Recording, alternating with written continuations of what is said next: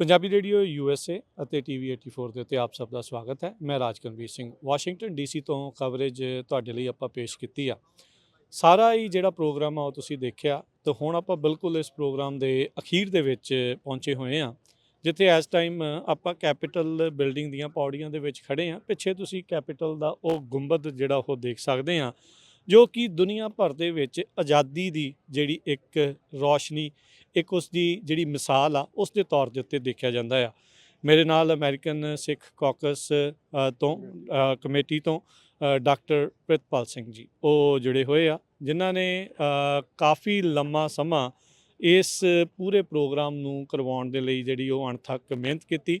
ਇਸ ਦੇ ਨਾਲ ਨਾਲ ਬਾਕੀ ਸਾਰੀਆਂ ਜਥੇਬੰਦੀਆਂ ਦਾ ਵੀ ਆਪਾਂ ਜਿਹੜਾ ਉਹ ਧੰਨਵਾਦ ਕਰਦੇ ਹਾਂ। ਦੂਰੋਂ ਨੇੜਿਓਂ ਅੱਜ ਅਮਰੀਕਾ ਦੇ ਵੱਖ-ਵੱਖ ਹਿੱਸਿਆਂ 'ਚੋਂ ਸੰਗਤਾਂ ਜਿਹੜੀਆਂ ਪਹੁੰਚੀਆਂ। ਸੈਨੇਟ 'ਚ ਪਹਿਲੀ ਵਾਰ ਅਰਦਾਸ ਜਿਹੜੀ ਉਹ ਹੋਈ ਆ। ਡਾਕਟਰ ਸਾਹਿਬ ਇਸੇ ਚੀਜ਼ ਤੋਂ ਸ਼ੁਰੂਆਤ ਕਰਦੇ ਹਾਂ, ਕਿਵੇਂ ਮਹਿਸੂਸ ਕਰਦੇ ਹਾਂ? ਹਾਊਸ ਦੇ ਵਿੱਚ ਆਪਾਂ ਅਰਦਾਸ ਦੇਖੀ ਆ, ਉਹ ਵੀ ਜਦੋਂ ਪਹਿਲੀ ਵਾਰੀ ਹੁੰਦੀ ਆ ਉਹ ਇਤਿਹਾਸਿਕ ਪਲ ਆ। ਹਰ ਵਾਰੀ ਜਦੋਂ ਹੁੰਦੀ ਇਤਿਹਾਸਿਕ ਪਲ ਆ। ਅੱਜ ਪਹਿਲੀ ਵਾਰੀ ਸੈਨੇਟ ਦੇ ਵਿੱਚ ਅਰਦਾਸ ਹੋਈ ਆ, ਇਸ ਨੂੰ ਕਿਵੇਂ ਦੇਖਦੇ ਹੋ ਜੀ? ਵਾਹਿਗੁਰੂ ਜੀ ਕਾ ਖਾਲਸਾ, ਵਾਹਿਗੁਰੂ ਜੀ ਕੀ ਫਤਿਹ। ਸਭ ਤੋਂ ਪਹਿਲਾਂ ਪੰਜਾਬੀ ਰੇਡੀਓ USA TV 84 ਤੁਹਾਡਾ ਬਹੁਤ ਬਹੁਤ ਧੰਨਵਾਦ ਕਿ ਤੁਸੀਂ ਏਡੀ ਦੂਰੋਂ ਆ ਕੇ ਜਿਹੜਾ ਪ੍ਰੋਗਰਾਮ ਹੈ ਉਹ ਸੰਗਤਾਂ ਦੇ ਲਈ ਬਣਾ ਰਹੇ ਹੋ, ਪੇਸ਼ ਕਰ ਰਹੇ ਹੋ। ਸਭ ਤੋਂ ਪਹਿਲਾਂ ਜਿਹੜਾ ਮੀਡੀਆ ਦਾ ਧੰਨਵਾਦ ਕਰਨਾ ਬਹੁਤ ਜ਼ਰੂਰੀ ਬਣਦਾ, ਕਿਉਂਕਿ ਜੇ ਸਾਡੀ ਗੱਲ ਕਹੀ ਹੋਈ ਅੱਗੇ ਸਪਰੈਡ ਨਹੀਂ ਹੁੰਦੀ ਤਾਂ ਉਹਦਾ ਫਾਇਦਾ ਕੋਈ ਨਹੀਂ। ਸੋ ਤੁਹਾਡਾ ਸਰਦਾਰ ਹਰਜੋਤ ਸਿੰਘ, ਡਾਕਟਰ ਅਮਰਜੀਤ ਸਿੰਘ, ਤਹਿ ਦਿਲ ਤੋਂ ਤੁਹਾਡੇ ਜਿਹੜੇ ਸੰਚਾਲਕ ਨੇ ਉਹਨਾਂ ਦਾ ਧੰਨਵਾਦ ਹੈ। ਤੁਹਾਡੇ ਸਵਾਲ ਦੇ ਵੱਲ ਮੈਂ ਆਵਾਂ। ਅੱਜ ਜਿੱਥੇ ਅਸੀਂ ਜਿਹੜਾ ਅਮਰੀਕਾ ਦੀ ਆਜ਼ਾਦੀ ਦਾ 250 ਸਾਲਾ ਮਨਾ ਰਹੇ ਹਾਂ, ਉੱਥੇ ਨਾਲ ਦੀ ਨਾਲ ਜਿਹੜੇ ਸਾਡੇ ਦਰਬਾਰ ਸਾਹਿਬ 'ਤੇ ਜਿਹੜਾ ਸਾਕਾ ਦਰਬਾਰ ਸਾਹਿਬ ਹੋਇਆ ਸੀ, ਉਸ ਦੀ ਯਾਦ ਨੂੰ ਵੀ ਅਸੀਂ ਤਾਜ਼ਾ ਕਰ ਰਹੇ ਹਾਂ। ਇਸੇ ਪ੍ਰਥਾਏ ਅੱਜ ਪਹਿਲਾਂ ਸੈਨੇਟ ਦੇ ਵਿੱਚ ਜਿਹੜਾ ਕਿ ਇਤਿਹਾਸਿਕ ਪਲ ਸੀ, ਉਹਦੀ ਅਰਦਾਸ ਹੋਈ। ਅਰਦਾਸ ਤੋਂ ਬਾਅਦ ਫਿਰ ਜਿਹੜਾ ਥੱਲੇ ਇੱਕ ਕਮਰੇ ਦੇ ਵਿੱਚ, ਜਿੱਥੇ ਪਹਿਲਾਂ ਹੀ ਵਿਸ਼ੇਸ਼ ਪ੍ਰਬੰਧ ਕੀਤਾ ਹੋਇਆ ਸੀ, ਉੱਥੇ ਵੱਖ-ਵੱਖ ਕਾਂਗਰਸ ਦੇ ਮੈਂਬਰ ਉਸ ਦਾ ਕਾਂਗਰਸ ਨੇ ਆ ਕੇ ਆਪਣੇ ਵਿਚਾਰ ਪੇਸ਼ ਕੀਤੇ, ਪ੍ਰਗਟ ਕੀਤੇ। ਔਰ ਖ਼ਾਸ ਤੌਰ 'ਤੇ ਮੈਂ ਜ਼ਿਕਰ ਕਰਨਾ ਚਾਹਾਂਗਾ ਜਿਹੜੇ ਸਾਡੇ ਮੈਜੋਰਟੀ ਵਿਪ ਨੇ ਟੌਮ ਐਮਰ ਅਤੇ ਮਾਈਨੋਰਟੀ ਵਿਪ ਕੈਥਰੀਨ ਕਲਾਰਕ ਅਤੇ ਹੋਰ ਬਹੁਤ ਸਾਰੇ ਕਾਂਗਰਸਮੈਨ, ਜਿਨ੍ਹਾਂ ਨੇ ਆ ਕੇ ਇਸ ਦਿਨ ਦੀ ਵਿਸ਼ੇਸ਼ਤਾ ਬਾਰੇ ਅਤੇ ਖ਼ਾਸ ਤੌਰ 'ਤੇ ਸਾਕਾ ਦਰਬਾਰ ਸਾਹਿਬ ਬਾਰੇ, ਸਿੱਖ ਕਾਕਸ ਬਾਰੇ ਜਿਹੜੇ ਆਪਣੇ ਵਿਚਾਰ ਪੇਸ਼ ਕੀਤੇ।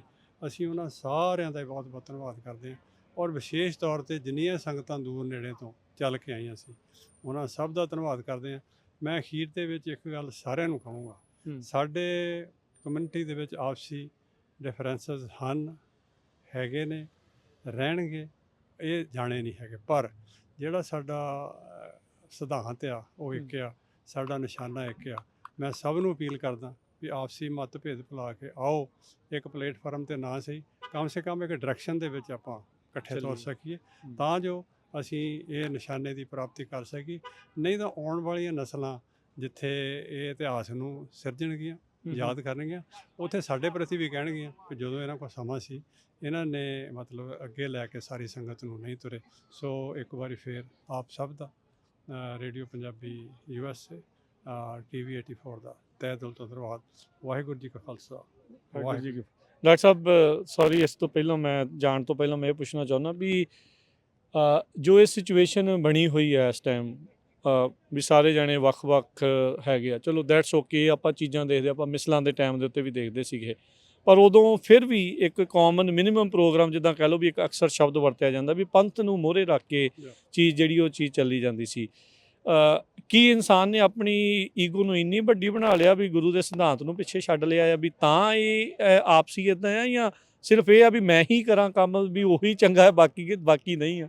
ਦੇਖੋ, ਆਈ ਥਿੰਕ ਜਿਹੜਾ ਸਿੱਖ ਨੂੰ ਇਹ ਹੁਕਮ ਹੈ ਅੰਮ੍ਰਿਤਧਾਰੀ ਹੋਣ ਦਾ, ਇਹ ਚੋਇਸ ਨਹੀਂ ਹੈਗੀ, ਬਾਬੇ ਦਾ ਹੁਕਮ ਹੈ, ਅਤੇ ਨਿਤਨੇਮੀ ਹੋਣ ਦਾ। ਜਦੋਂ ਅਸੀਂ ਨਿਤਨੇਮ ਕਰਦੇ ਹਾਂ, ਪੰਜ ਬਾਣੀਆਂ ਦਾ ਪਾਠ ਕਰਦੇ ਹਾਂ, ਸਤਿਗੁਰ ਦੇ ਚਰਨਾਂ 'ਚ ਅਰਦਾਸ ਕਰਦੇ ਹਾਂ, ਅਤੇ ਆਪਣੇ ਆਪ ਹੀ ਤੁਹਾਡੇ ਅੰਦਰ ਜਿਹੜੀ ਹਉਮੈ ਦੂਰ ਹੁੰਦੀ ਆ, ਔਰ ਜਿਹੜੀ ਇਕੱਠੇ ਹੋ ਕੇ ਚੱਲਣ ਦੀ ਭਾਵਨਾ, ਗੁਰਸਿੱਖ ਨੂੰ ਗੁਰਸਿੱਖ ਮਿਲਣ ਦੀ ਭਾਵਨਾ ਜਿਹੜੀ ਆ, ਉਹ ਅੱਗੇ ਚੱਲਦੀ ਆ। ਜਾਂ ਤਾਂ ਅਸੀਂ ਇਸ ਸਿਧਾਂਤ ਤੋਂ ਜਾਂ ਇਸ ਪੱਖ ਤੋਂ ਵਾਂਝੇ ਹਾਂ, ਅਤੇ ਜਾਂ ਅਸੀਂ ਸਮਝਣਾ ਨਹੀਂ ਚਾਹੁੰਦੇ।